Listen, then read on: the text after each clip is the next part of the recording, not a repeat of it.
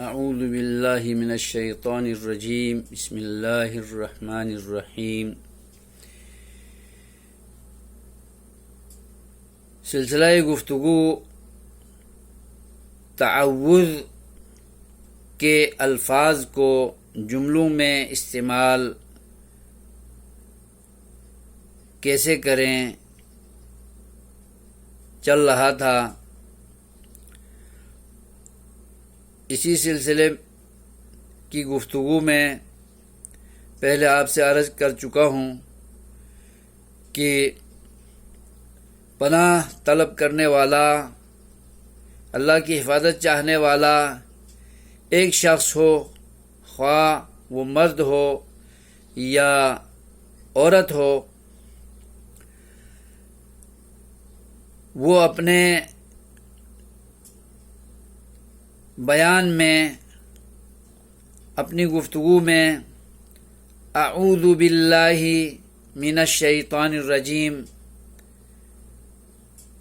کہتے ہوئے پناہ مانگے گا، یعنی لفظ اعوذ حمزہ کے ساتھ استعمال کرے گا۔ اسی طرح اتعوذ باللہ من الشیطان الرجیم، تعوذ کے اس لفظ کو بھی اتعوذ حمزہ کے ساتھ استعمال کرے گا۔ اور تیسرا استعمال استعیذ باللہ من الشیطان الرجیم، استعیذ کو حمزہ کے ساتھ ہی استعمال کرے گا۔ تینوں کا مشترکہ معنی میں اللہ جل شانہ کی حفاظت چاہتا ہوں، پناہ مانگتا ہوں، امان مانگتا ہوں مردود شیطان کے شر اور فتنوں سے۔ یہ تینوں کا ایک ہی مجموعی مفہوم ہوگا۔ الفاظ تھوڑے فرق کے ساتھ مختلف ہیں لیکن معنی سب کا ایک ہی ہے۔ اور اگر پناہ مانگنے والا شخص ایک نہ ہو بلکہ ایک سے زیادہ ہوں، مرد ہوں یا عورت، یا ایک ہی شخص پناہ کے بیان میں اوروں کو بھی شریک کر کے جمع کا صیغہ استعمال کرے تو حمزہ کی جگہ نون کا استعمال کیا جائے گا اور کہیں گے نعوذ باللہ من الشیطان الرجیم، نتعوذ باللہ من الشیطان الرجیم، نستعیذ باللہ من الشیطان الرجیم۔ تو ان صورتوں میں نعوذ، نتعوذ، نستعیذ تینوں کا ایک ہی معنی ہوگا،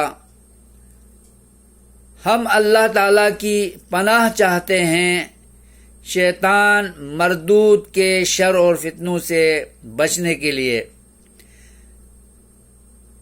یہ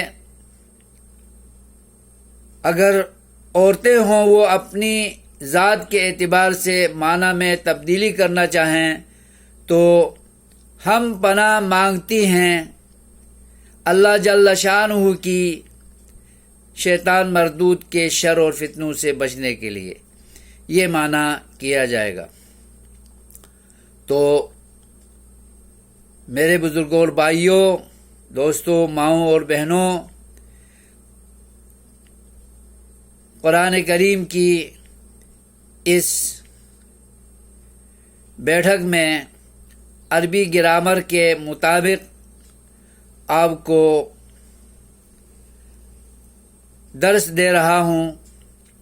امید ہے آپ کو یہ بیان بہت فائدہ دے گا اور عربی سیکھنے میں بھی، قرآن و حدیث سیکھنے میں بھی، جاننے میں بھی مددگار ثابت ہوگا۔ اللہ تبارک و تعالی ہمیں اپنا کلام پاک اور نبی رحمت للعالمین کے فرمودات کو عربی زبان پڑھ کر اور سیکھ کر ان پر عمل پیرا ہونے کی توفیق عطا فرمائے اور اپنی زندگیوں کو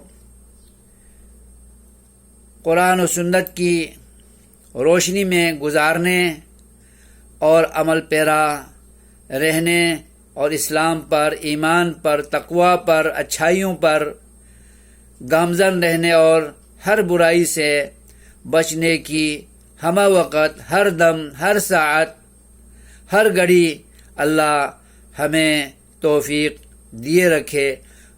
آمین یا رب العالمین۔ والسلام علیکم ورحمۃ اللہ وبرکاتہ۔